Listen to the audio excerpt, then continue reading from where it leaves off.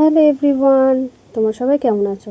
তো এটা কিন্তু দুদিন আগের একটা ভিডিওটা এডিট করা হয়নি, মনেই ছিল না, ওই জন্য ভিডিওটা শেয়ার করে না। আর এখন তো তেমন একটা ভিডিও শেয়ারও করা হয় না। তো কাচাকুচি করেছিলাম আগের দিন, তো পরের দিন ভাবলাম একটু রোদ উঠেছে, যাই মেলে দিয়ে আসি। মেলে দেওয়ার 10 মিনিট পরে আবার বৃষ্টি। এই বর্ষাকালটা হচ্ছে এক্সারসাইজ করার মাস, এই 2-3 মাস। যাদের তো উপরে আরও 2তলা কি 3তলার উপরে, তাদের আরও বেশি অসুবিধা হয়, কারণ এই মেলতে হবে, এই ওঠাতে হবে। আর এদিকে দেখো, রাত্রে তো বৃষ্টি হয়েছিল, রাত্রে না সারাদিনই বৃষ্টি হয়েছিল। আর এদিকে যেহেতু আমাদের কার্নিশটা ভেঙে গেছে, অনেক দিনই হয়েছে ভেঙে গেছে, তো আর পেপার একটা কিনে দিলেই হয়, তো পেপার কিনে দেওয়া হয় না। আর এই যখন বৃষ্টি আসে, জোরে ঝড় টড় আসে বা হাওয়া টাওয়া দেয়, তখন এই বারান্দাটা পুরোটাই জলে জল হয়ে যায়। তো কিছু করার নেই, একটা পেপার লাগিয়ে টানিয়ে দিলে তখন আর এই জলটা করতে হবে না, প্রচণ্ড অসুবিধা হয়। তো পেপার কিনে এইবার বর্ষায় তো দিতেই হবে, নয়তো ভীষণ অসুবিধা, কারণ চলাফেরা করতে অসুবিধা হয়।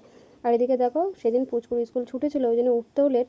তো উঠতে লেট মানে সব কাজই লেট। তো উঠে চাটাগুলো খেয়ে নিলাম, আগে জামা কাপড়গুলো মেলতে গেলাম। আর এদিকে চা খেতে খেতেই দেখি আবার মেঘ করে এসছে। তো ভাবলাম এবার যখন তুলতেই যাব, তখন আর নিচেই মেলবো না, কারণ বারবার তুলতে যাওয়া আর ওদিকে কাজকর্ম করাই হয় না। কারণ এই শুধু লক্ষ্য রাখতে বৃষ্টি আসলো কি আসলো না। তো মেঘ করে এসছে, তো মেঘ করে আসতে না আসতেই বৃষ্টি চলে এসছে। তো আবার তাড়াহুড়ো করে উপরে চলে গেলাম, যে উঠিয়ে নিয়ে এবার নিচেই মেলে দেবো। তাই যে কদিন ধরে শুকো, একদিন লাগুক আর দুদিন লাগুক, যাই লাগবে করবো। ওই জন্য বর্ষাকালে খুব একটা ছাদে ওই কারণে আর মেলি না। তারপরে দেখো, আজকে ঘরটা যেহেতু ছুটি, ওই জন্য ভাবলাম ঘরটা ঝেড়ে একদম পরিষ্কার করবো, ঝুল টুল, কারণ ঝুল পড়েছে প্রচণ্ড। তো ভাবলাম ঝুল টুল ঝেড়ে পরিষ্কার করে মানে বেডশিট তুলে বেডশিট চেঞ্জ করে নেবো।